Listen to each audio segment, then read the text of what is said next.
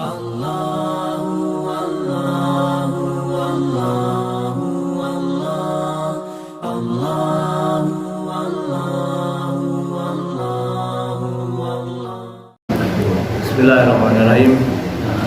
Assalamualaikum warahmatullahi wabarakatuh.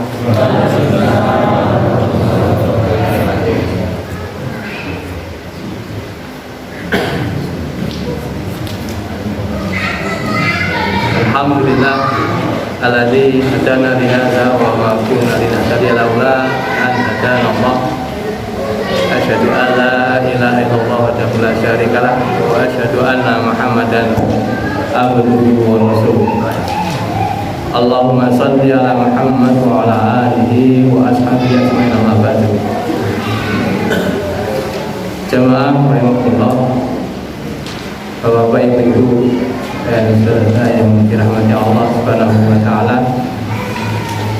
Marilah tiada lupa kita senantiasa bersyukur atas nikmat-nikmat yang diberikan Allah kepada kita, terutama nikmat iman, nikmat Islam.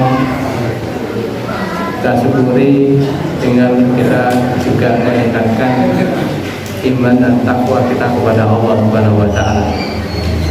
Berusaha kita menjalankan perintah-perintahnya dan menjauhi larangan-larangannya. Jamaah rahimakumullah, di dalam kehidupan ini yang memang senantiasa kita menghadapi ujian-ujian, tantangan-tantangan, dalam kita tetap berusaha istiqomah di jalan Allah Subhanahu wa taala. Dan terkadang kita lengah, terpedaya, tapi alhamdulillah Allah senantiasa menjaga kita. Maka pada malam hari ini kita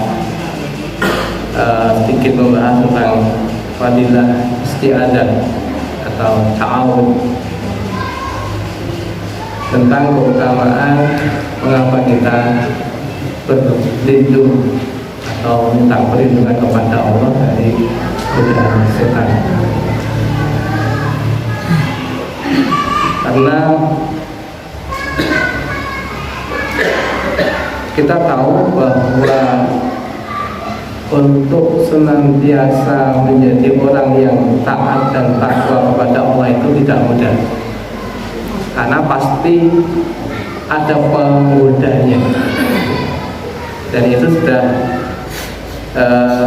dikatakan oleh Allah Subhanahu wa taala di dalam surat Al-A'raf ayat yang ke-27.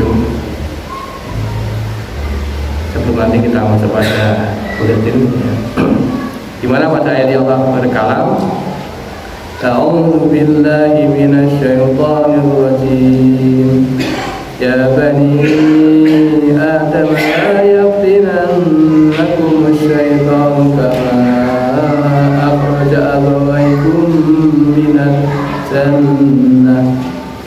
Artinya, ya bani Adam, wahai anak Adam, maksudnya wahai manusia, la yaftinannakum, janganlah sekali-kali kamu ditipu, terfitnah, asy-syaitan, setan, kama akhraja abawaykum, sebagaimana dia telah mengeluarkan kedua bapak ibu kalian, itu Nabi Adam dan Hawa, minal jannah, dari jannah. Hadirin jamaah rahimakumullah, dari ayat ini menunjukkan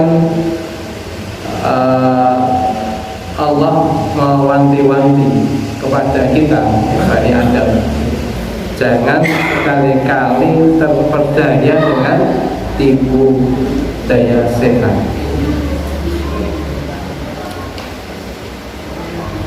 Sebenarnya kita diberikan kekuatan oleh Allah, dan juga sesungguhnya tipu daya setan itu lemah.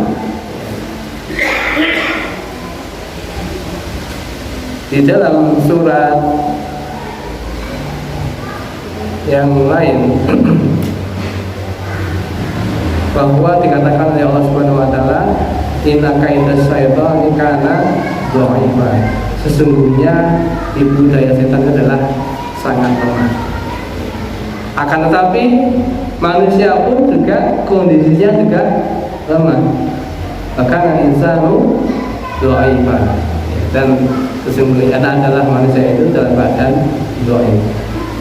Terus bagaimana supaya kita bisa mempertahankan diri dan bahkan melawan setan? Di mana setan lemah, manusia juga lemah. Kira-kira apa yang kita lakukan? Maka ketika pertanyaan itu diajukan pada seorang ulama, saya lupa namanya, maka beliau jawab begini, bagaimana sikap kamu ketika kamu dikejar anjing? Gimana Pak? Lari? Atau berbagai gebuk? Atau apa? Malu berangkang, malu jeguk-jeguk? Ya. Maka kata ulama tadi, akan lebih mudah ketika kita memanggil pemiliknya. Kita meminta tolong pada pemiliknya, Pak, tolong anjing ini. Buat dipikirlah dia tidak ngajar saya, tidak menggigit saya. Maka akan cepat. Begitu pemilik datang dipanggil sudah. Begitu juga ketika kita menghadapi tipu daya setan, kita manggilnya siapa? Yang menciptakan iblis atau setan, yaitu Allah Subhanahu wa ta'ala. Dengan isti'adzah, dengan kita berlindung kepada Allah Subhanahu wa ta'ala. Dan iblis sebenarnya tidak jemu-jemunya, karena memang itu telah menjadi cita-cita atau tujuan hidup iblis. Hal ini dikatakan oleh Allah dalam surat Al-A'raf ayat yang ke-16. Di sana Allah menceritakan, qala fa bima ahwaitani la aqudanna lahu siratal mustaqim. Iblis berkata ketika itu diusir oleh Allah dari jannah karena membangkang perintah Allah untuk bersujud kepada Adam alaihissalam, ya. Dan dia menolak dengan kesombongannya bahwa merasa dirinya lebih baik daripada Adam. Khalaqtani minna wa khalaqtahu, atau sebelumnya ana khairum minhu khalaqtani minna wa khalaqtahu minni. Aku lebih baik daripada Adam karena engkau ciptakan aku dari api, sedangkan Adam engkau ciptakan dari tanah. Padahal tidak ada dasar dalil ya yang menunjukkan bahwa api lebih baik daripada tanah. Hanya gara-gara membangkang satu perintah itu, akhirnya iblis diusir oleh Allah dari jannah. Maka begitu diusir, ternyata iblis langsung mempunyai permintaan kepada Allah, yaitu minta tempo, ya, diakhirkan sampai hari kiamat dengan tujuan untuk menyesatkan manusia. Maka kata tadi, fabima ahwaitani, maka dengan sebab engkau menghukum aku sesat, la aqudanna lahum siratal mustaqim, maka sungguh aku akan menduduki jalan yang lurus. Artinya apa? Menggoda manusia dari siratal mustaqim. Bahkan dia mengatakan, summa la'atiyannahum min baini aydihim, sungguh aku akan mendatangi mereka, bisa akan mendatangi manusia dari arah depan, wa min khalfihim, dan dari arah belakang, wa an aymanihim, dan dari arah kanan, wa an samailihim, dan dari arah kiri mereka, wala tajidu aktsaruhum syakirin, dan engkau tidak akan mendapatkan dari mereka itu sedikit yang bersyukur. Artinya manusia banyak yang tergoda oleh tipu daya setan. Maka dalam hal ini ya, kita mempelajari tentang keutamaan isti'adzah, di mana kalimat isti'adzah yang umum dan kita sudah maklum ya adalah apa? A'udzu billahi minasyaitonir rajim. Aku berlindung kepada Allah dari godaan setan yang terpajang atau diartikan terkutuk. Hari ini berdasarkan dalam surat An-Nahl ayat 98, karena Allah mengatakan fa idza qara'tal qur'ana fasta'id billahi minasyaitonir rajim. Maka apabila kamu membaca Al-Quran, hendaklah kamu meminta perlindungan kepada Allah dari setan yang terkutuk. Di awal ini perintah Allah ketika akan membaca Al-Quran, karena Al-Quran adalah kalam Allah, supaya kita benar-benar ketika membacanya, mempelajari itu dengan serius, tidak dengan gojekan atau semacamnya. Maka diawali dengan kita ta'awud kepada Allah, berlindung kepada Allah Subhanahu wa Ta'ala dari godaan setan. Begitu juga dalam surat Al-A'raf ayat yang terakhir, ayat 199 dan 200 ya. Allah berkalam, qulil afwa wa amur bil 'urfi wa a'rid 'anil jahilin wa imma yanzaghannaka minasyaitani nazghun fasta'id billahi innahu sami'un 'alim. Mungkin ada yang bisa membacakan semuanya biar ada dua arah. Yang itu surat Al-A'raf, mohon dibaca terjemahnya halaman pertama.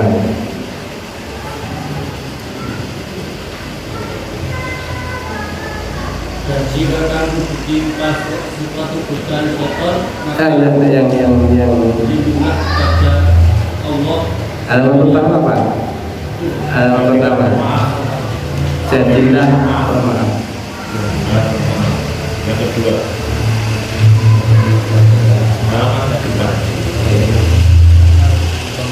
jadilah pemaaf. Ya, Allah. Jadilah pemaaf dan mintalah orang mengerjakan yang ma'ruf, serta berpamillah dari orang-orang yang bodoh. Jika kamu tertimpa godaan setan, maka berlindunglah kepada Allah. Sungguh Allah Maha mendengar lagi Maha mengetahui. Ya, karena Allah memerintahkan qulil afwa, jadilah pemaaf. Yang diperintahkan Allah menjadi pemaaf ini, minta maaf. Walaupun minta maaf dianjurkan ketika berpuasa, tapi lebih mulia yaitu orang yang memberi maaf. Ya. Bahkan dalam hadis yang sering kita dengarkan kisahnya, ada sahabat yang dikatakan oleh Rasulullah, sebentar lagi akan datang ahli surga. Maka sahabat-sahabat menunggu siapa yang masuk, yang dikatakan Nabi ahli surga. Maka datanglah simpulan, dan dilihatlah oleh para sahabat yang lain, oh ini toh. Terus biasanya lagi juga begitu, dikatakan berarti akan datang ahli surga. Ya sama orangnya. Maka ada salah Abdullah bin Amr bin Al-As itu ingin menyelidiki perbuatannya seperti apa sih, atau amalan seperti apa kok dikatakan oleh Rasulullah dia ahli surga.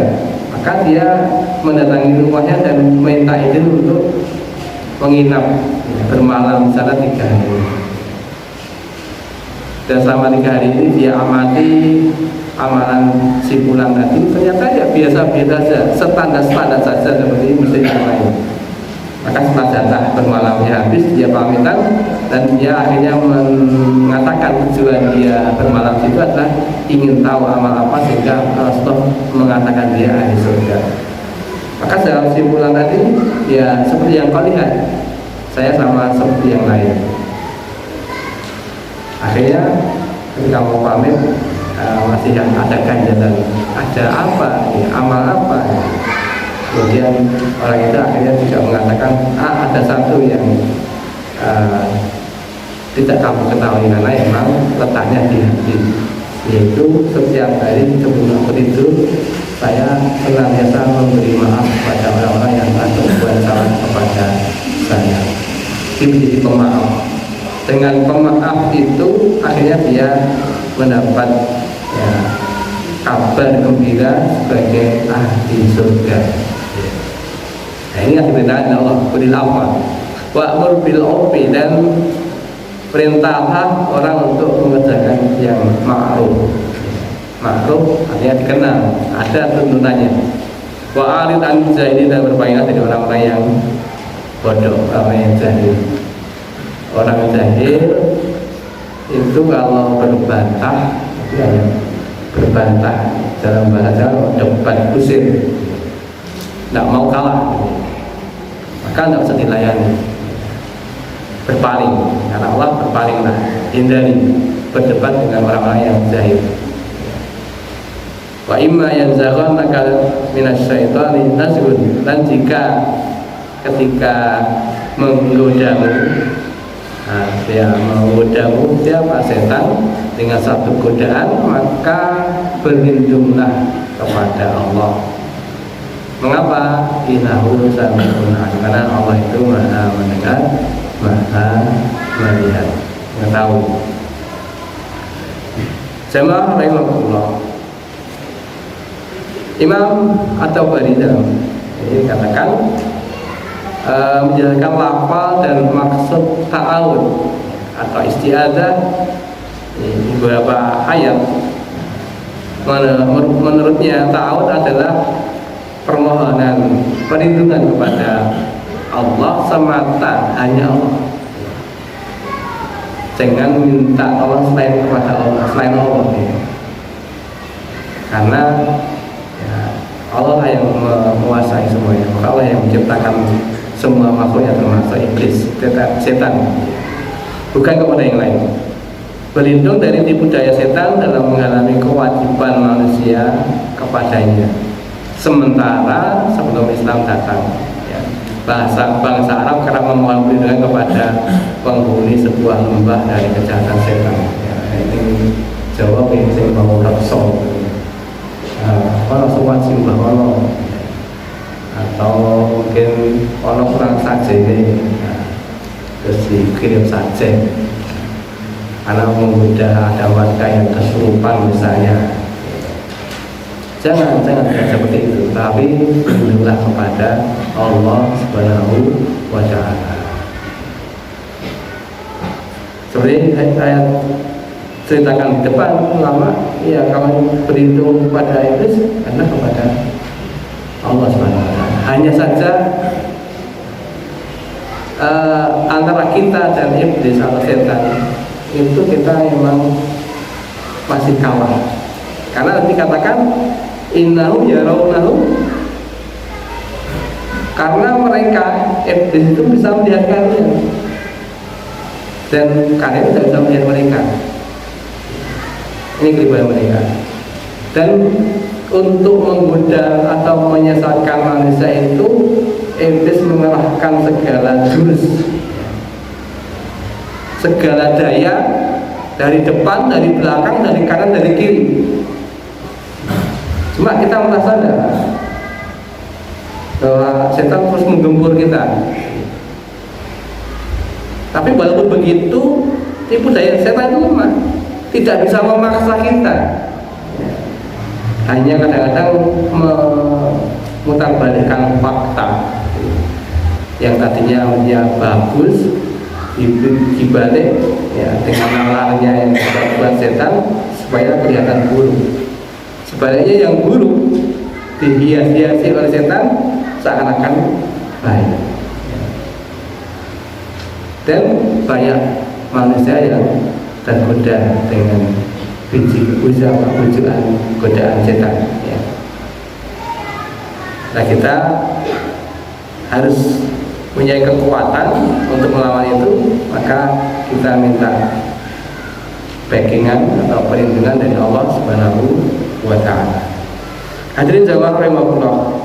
Kemudian sini diceritakan beberapa kondisi yang kita diajarkan untuk beristi'adzah atau bermohon kepada Allah ya, dari godaan setan. Yang pertama nanti sama dengan ayat di atas, yaitu saat hendak membaca Al-Quran. Sudah jelas harusnya ada dalilnya, surat An-Nahl ayat 98. Kemudian yang kedua, kondisi saat mendapat godaan setan. Jadi ketika muncul godaan, otomatis godaan setan itu adalah untuk berbuat maksiat. Artinya apa? Berbuat maksiat itu ada dua: menghalangi manusia melakukan perintah Allah dan mendorong manusia untuk melanggar larangan Allah. Itu maksiat. Yang mestinya manusia itu wajib menjalankan sholat fardu 5 kali, subuh, zuhur, asar, maghrib, isya. Nah ini digoda oleh setan supaya tidak mengerjakan, atau kalau mengerjakannya dengan malas-malas ya, seperti orang-orang munafik. Ketika sholat itu malas-malas, bahkan seringnya diundur-undur waktunya. Itu berdasarkan Al-A'raf ayat yang ke-200 tadi yang kita baca. Kemudian yang ketiga, kondisi saat terjadi was-was akan keyakinan terhadap Allah, di mana Rasulullah SAW mengatakan, ya'ti syaitan ahadakum fayaqulu man khalaqa kadza man khalaqa kadza hatta yaqula man khalaqa rabbaka fa idza balaghahu fal yasta'id billahi wal yantahi. Ini terjemahnya dibaca. Nomor 3. Enggak ya, suaranya keras. Pak Narto.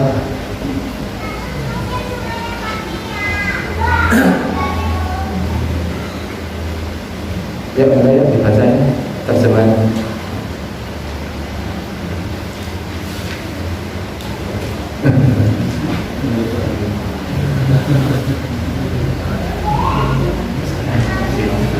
Serangnya tau, coba sama itu kan.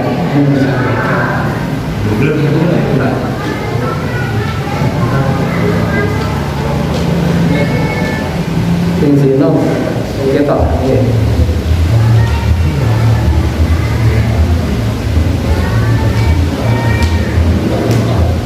Bukan nomor 3, nomor 3. Rasulullah SAW bersabda, syaitan akan mendatangi salah seorang di antara kalian, kemudian berkata, siapa yang menciptakan seperti ini dan seperti ini? Sampai dia berkata, siapa yang menciptakan Allah? Jika sampai hal itu, maka berdirilah kepada Allah dan bergantilah. Hadis surat 2. Dari hadis ini menunjukkan bagaimana kita kadang-kadang membisikkan bisikan-bisikan yang menyesatkan, supaya manusia bertanya ke sapa sing nyiptake angin, siapa yang menentukan hujan, siapa yang menumbuhkan tanaman dan sebagainya. Nah, sampai pada akhirnya siapa yang menciptakan Allah? Karena menurut nalar sesuatu yang ada pasti ada yang membuat. Nah kalau Allah kata kamu Allah itu ada, siapa yang menciptakan Allah? Nah kalau sampai dalam hal ini kata Rasulullah, fal yasta'in segera ini apa tahu adu awal bila yang syaitan. Nah ini mulai godaan setan. Kemudian berhentilah, tidak usah diteruskan. Sebab akal pikiran kita tidak akan gaduh, tidak akan sampai untuk memikirkan zatnya Allah.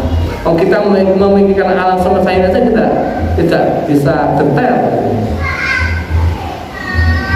apalagi akan memikirkan zatnya Allah. Dan juga kita jangan membayangkan Allah seperti apa ya. Allah itu bersemayam di singgasananya ya. Kemudian dibayangkan seperti seorang raja yang duduk. Jangan seperti itu ya. Laisa kamitslihi syai'un. Allah tidak seperti sesuatu makhluknya. Maka perlu kita membayangkan kaifa, bagaimana itu, tidak usah. Kalau ingin tahu ya kita perbaiki amal kita terus tingkatkan iman dan takwa kita kepada Allah sampai mati kita. Kemudian kalau kita ditakdirkan oleh Allah masuk surga, insya Allah nanti akan bisa melihat Allah dan Allah. Dan itulah kadang-kadang setan menghembus-hembuskan hal-hal semacam ini. Maka dalam pertanyaan semacam itu yang mengarah ke sana, berhentilah dan berlindunglah kepada Allah. Kemudian yang keempat, kondisi saat setan mengganggu di dalam sholat, ya, kita harus beristi'adzah. Diriwayatkan dari Utsman bin Abi al-As atan Nabiyya, anna Utsman bin Abi al-As atan Nabiyya sallallahu alaihi wasallam. Faqala, ya Rasulullah, inna syaitana qad hala baini wa baina sholati wa qiraati yalbisuha alayya. Faqala Rasulullah sallallahu alaihi wasallam, dzaka syaitonun yuqalu lahu khanzabun fa idza ahsastahu fata'awwad billahi minhu watbil ala yasarika salasan. Qala fa fa'altu dzalika wa alhabahu Allahu anni. Monggo terjemahnya.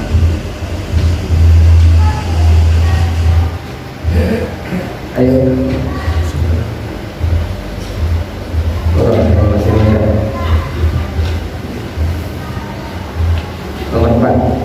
Sesungguhnya Utsman bin Abi al-As datang pada Nabi sallallahu alaihi wasallam yang berkata, "Wahai Rasulullah, sungguh syaitan telah menjadi penghalang aku antara sholatku dan bacaanku. Dia membuat aku ragu." Maka Rasulullah SAW berkata, itu adalah syaitan yang disebut dengan khanzab. Jika kamu merasakannya, maka berlindunglah darinya kepada Allah dan meludahlah ke sebelah kiri 3 kali. Lalu Utsman berkata, maka aku melakukannya dan Allah menghilangkannya dari hadis riwayat Muslim. Di kondisi keempat adalah saat setan mengganggu dalam sholat. Bapak Ibu merasakan ketika sholat terganggu oleh setan seperti yang telah sebelumnya. Lihat, setiap hari, setiap sholat pasti. Dalam riwayat yang lain dikatakan bahwa ketika dikumandangkan azan maka setan lari terbirit-birit menjauh. Begitu azan selesai, kita datang lagi.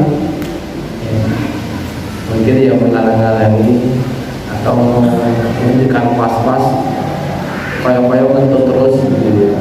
Agak wudhu untuk agak sholat untuk karena merasa seperti itu, ada yang seperti itu diberikan pas-pas semacam itu ya, sehingga tertunda-tunda. Kemudian ketika dikumandangkan iqamah, setan lagi menjauh supaya tidak mendengar. Begitu selesai, datang lagi dan berusaha memasuki di celah-celah sholat.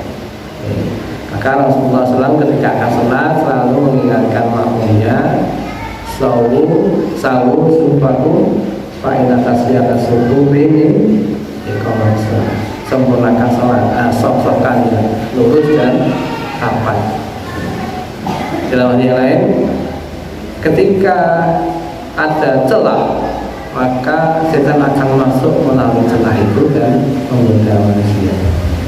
Jadi datangnya setan ke masjid ketika orang sholat berjamaah itu bukan untuk ikut sholat, seperti yang dikatakan seorang profesor itu.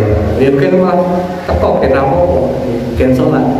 Enggak, datangnya setan itu malah akan menggoda orang yang sholat supaya rusak atau bahkan tidak ada nilai sama sekali sholatnya. Maka ketika dia mendatangi orang sholat itu dengan membuat sholat orang itu rancu. Di dalam hadis lain dikatakan setan itu namanya, jadi dikatakan setan namanya khonzam, namanya setan khonzam. Dia akan di dalam Bulughul Maram sampai yang akan pahaman di awal-awal bab itu setan meniup-niup di pantat orang yang sholat, seakan-akan apa Pak? Kayak bentuk kurul-kurul dan sebagainya. Maka Rasulullah mengatakan jangan kamu membenarkan sholat sampai terdengar bunyi atau ada bau itu ada atau ramu nih tapi bau pesen bau batalkan sholatnya, urut lagi sholat lagi. Atau setan datang untuk udkur kaza wa kaza, ingat ini dan ingat itu, dan itu sering kita dapati dalam sholat kita. Begitu Allah melakukan takbiratul ihram, baca iftitah, pada itu pikirannya kemana Pak? Sudah tidak fokus pada sholat.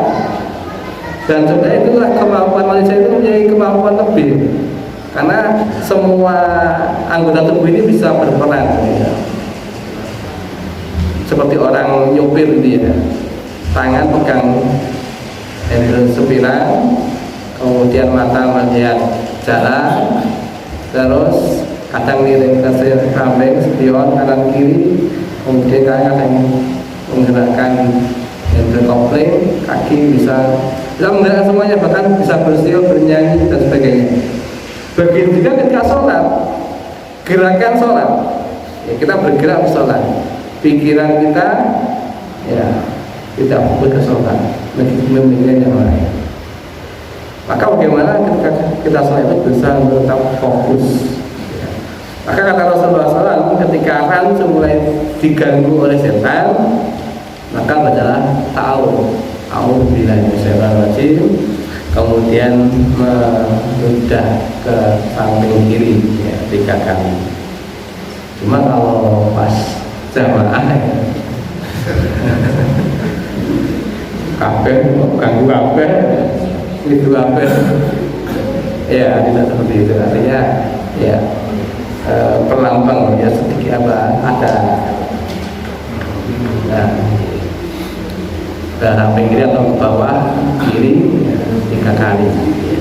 Dan itu dipraktekkan sahabat Utsman setelah mendapat nasihat Nabi, akhirnya dia bisa mengatasi gangguan setan dalam sholatnya. Dalam hadis yang lain juga diterangkan Rasulullah SAW bahwa ketika orang sholat itu ada yang sholatnya diterima 100%, ada yang 50%, ada yang 10%, bahkan ada yang tidak dapat apa-apa. Sholatnya tidak dapat apa-apa, sholatnya sah ya, sholatnya sah. Artinya dia ketika sholat itu sekedar menggugurkan kewajiban sehingga tidak dosa, tapi pahala tidak dapat sama sekali karena sholatnya rusak, dirusak oleh setan. Maka bagaimana kita bisa menjaga kekhusyukan sholat kita? Begitu mulai ngeliyor pikiran kita kemana-mana, segera kita kembali ke sholat lagi. Syukur-syukur kita bisa memahami arti bacaan yang kita baca ketika sholat. Jadi kan mau sebut Pak ketika sholat, baca semua kan doa-doanya. Nah, tahu artinya belum? Ini belajar ya. Kalau di buku baru ada di awal di bab sifat sholat ya. Itu ada bacaan-bacaan sholat ya. Maka di sana diterangkan ya, artinya diterangkan artinya. Sehingga ketika kita membaca itu benar-benar tahu. Jangan seperti anak kecil ketika dia minta pada orang tuanya, Pak Yun atau yang DKI bukan uang, DKI roti gitu ya. Maka kalau dia tidak menyadari apa yang diucapkan, dia terima rotinya, atau bahkan tidak diberi, dibiarkan orang tuanya. Nah, tapi ketika dia menyadari aku pulaunya atau Pak, kok diberi roti tidak mau, jadi kalau tahu ya.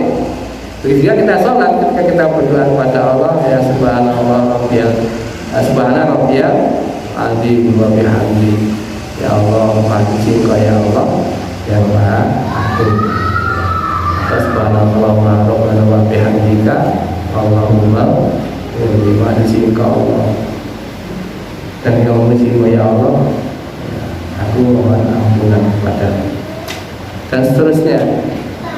Berusaha kita mulut membaca, pikiran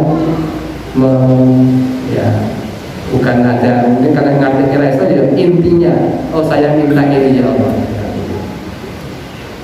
Ketika kita membaca iya karena butuh wa iya karena stain, apa artinya?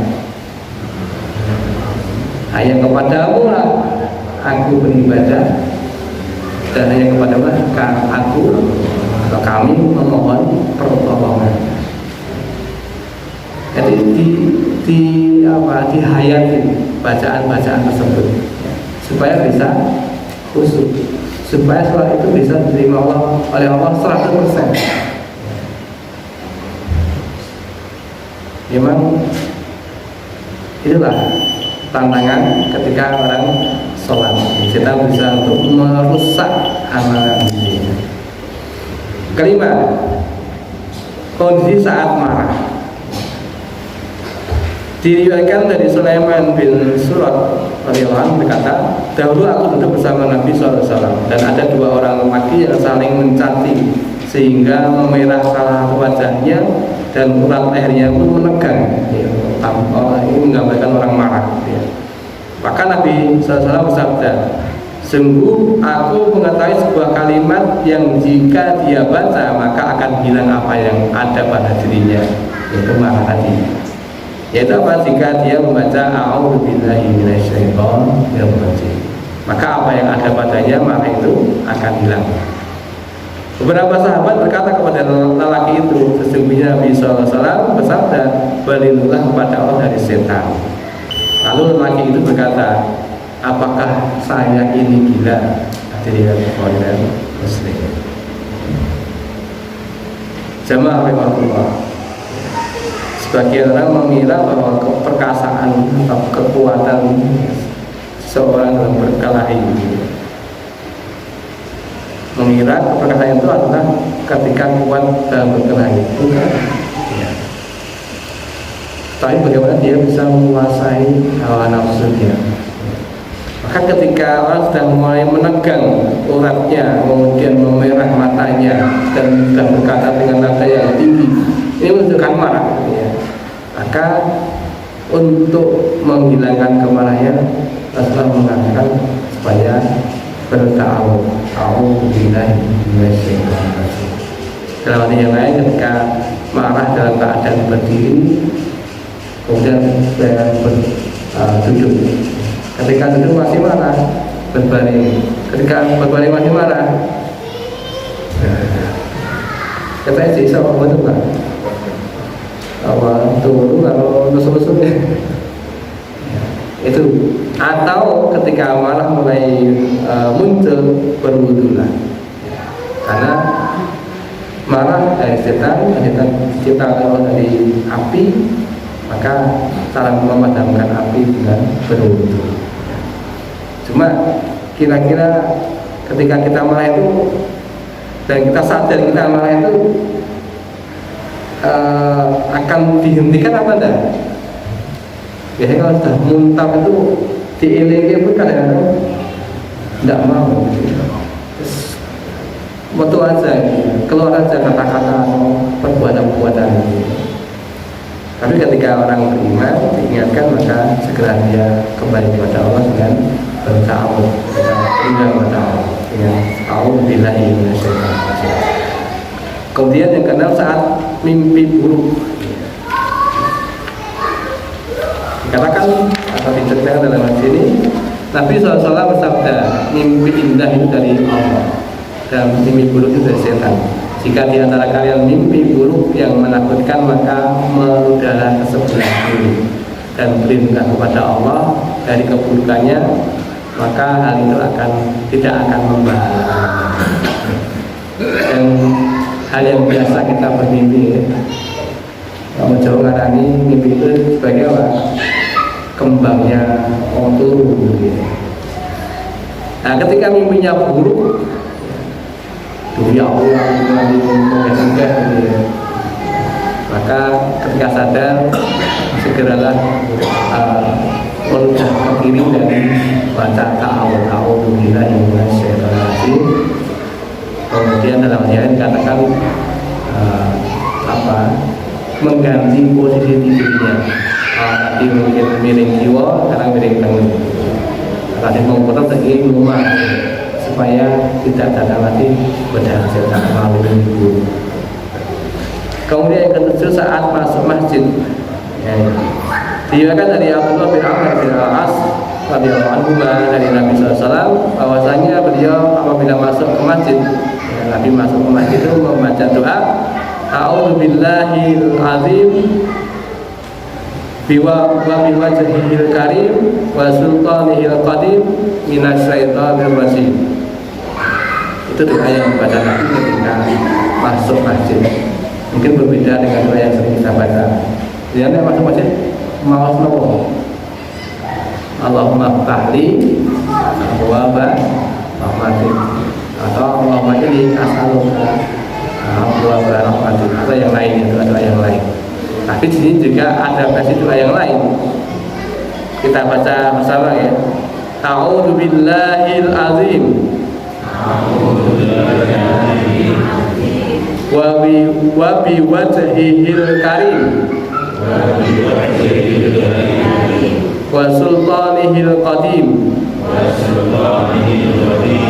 minasyaitonir rajim. Kita ulang lagi. A'udzubillahil azim wa bi wajhihil karim wa sultanihil qadim minasyaitonir rajim. Maka ketika ini dibaca, Rasulullah dia bertanya, apakah itu saja? Ya, Abdullah bin Amr bertanya, kemudian Rasulullah menjawab, iya. Kemudian dia meneruskan, barang siapa membaca itu maka setan akan berkata kepadanya, dia terjaga dariku sehari ini penuh. Jadi ketika dia masuk masjid baca doa itu, maka dia terlindungi dari godaan setan seharian. Bisa dihafal, tidak terlalu panjang. Kemudian yang ke-8, saat singgah di sebuah tempat. Diriwayatkan dari Khawlah binti Hakim radhiyallahu anha meriwayatkan secara marfu, artinya disampaikan kepada Nabi, siapa yang singgah di satu tempat lalu berdoa, a'udzu bikalimatillahi tammati min syarri ma khalaq, lam yadurruhu syai'un hatta yarhala min manzilihi dzalika. Ketika berada di tempat yang asing, ya, kemudian singgah di situ, maka baca doa ini, a'udzu bikalimatillahi tammati min syarri ma khalaq. soal sudah hafal nih, sering dibaca ketika zikir pagi dan petang. Maka kata Nabi, tidak ada sesuatu pun yang membahayakan dirinya sampai dia beranjak atau pergi dari tempat itu. Karena ada sebagian tempat-tempat yang kata orang itu angker. Maka kalau kita baca ini, kita itu akan selamat dari setan. Kesembilan, saat masuk kamar mandi. Rasulullah jika masuk kamar mandi membaca Allahumma inni a'udzubika minal khubuthi wa khaba'is. Ya Allah, sehingga aku berlindung kepadamu dari godaan setan laki-laki dan setan perempuan. Soalnya juga sudah hafal. Jamaah rahimahullah, inilah beberapa kondisi yang kata Rasulullah kita rentan atau rawan digoda oleh setan. Maka perbaikilah di kondisi tersebut. Dan juga satu atau masih banyak sebenarnya kondisi yang lain. Maka dalam kehidupan kita sehari-hari, misalnya ketika kita mau tidur, kata Rasulullah, tutuplah wadah-wadah air kalian. Kalau tidak ada tutup, ya cukup dihalangi dengan mungkin lidi di atasnya, supaya tidak digunakan untuk setan. Kemudian ketika kita menutup pintu, mengunci, kata Nabi, bacalah Bismillahirrahmanirrahim, supaya setan tidak masuk. Ketika kita masuk rumah, salam, kemudian Bismillah, maka setan akan mengatakan, hari ini saya tidak dapat tempat bermalam, bisa masuk. Maka hal-hal yang sepele yang itu mengikuti kehidupan kita sehari-hari, yang kadang-kadang kita harus menjaga diri dari godaan setan. Termasuk kepada keluarga kita, anak-anak kita, ketika menjelang maghrib, maka tahanlah anak-anak kalian dari keluar rumah. Karena tiba-tiba setan berkeliaran untuk mencari mangsa Rasulullah. Jadi ketika menjelang maghrib, anak-anak masuk rumah, kemudian kita akan selesai, biasa mengaji. Itu supaya terjaga dari godaan setan.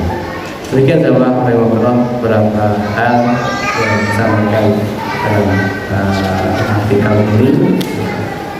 Semoga ini bisa memberikan wawasan bagi kita dan pengetahuan untuk kemudian kita amalkan, supaya kita terhindar dari godaan setan. Demikian, semoga Allah memberkati kita semua, dan semoga Allah menunjukkan hati kita semua untuk senantiasa tunduk patuh kepada Allah, menjalankan perintah-perintahnya yang dilarangnya, dan supaya kita diberi kepada untuk ittiba kepada sunnah Rasulullah Sallallahu Alaihi Wasallam.